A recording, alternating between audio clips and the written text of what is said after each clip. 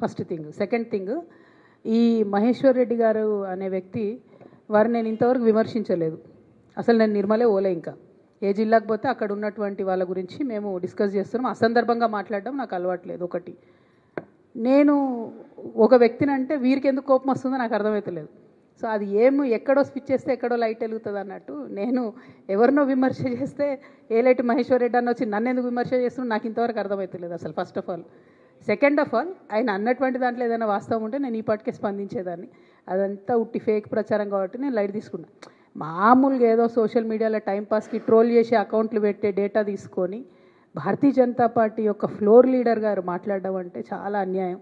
కనీసం అర్థం పర్థం దాని వెనుక ఏదైనా కొద్దిగా కొంచెమని ఏదైనా ఉండాలి. ఏం లేకుండా ఆయన ఇష్టం వచ్చినట్టు మాట్లాడితే నేను స్పందిస్తలేను.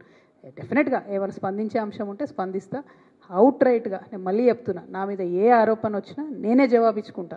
కొంతమందిలాగా నేను దాచుకోవడాలో నేను మళ్ళీ చెప్తా తెల్లారి చెప్తా అనడం కుదరదు. నా మీద వస్తే ఆరోపణ నేనే చెప్తా. Thank you.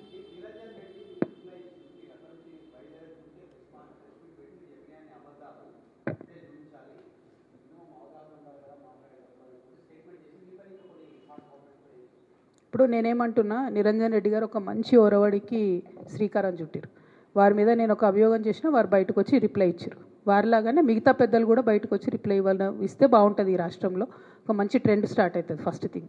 Second thing, Niranjan Reddy uncle మీద నేను చెప్పిన వాటిలో నాకంటే ఎక్కువ మీ మీడియా మిత్రులు వేసినాయే వందలాది ప్రూఫ్స్ ఉన్నాయి.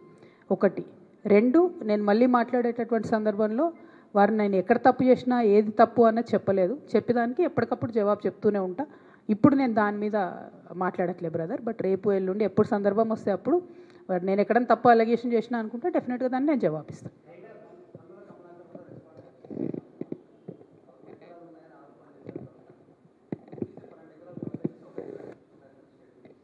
నాకు ఇచ్చుడు ఎందుకు, ఊరు ప్రజలకు ఇస్తే అయిపోతుంది. నాకేం అవసరం లేదు.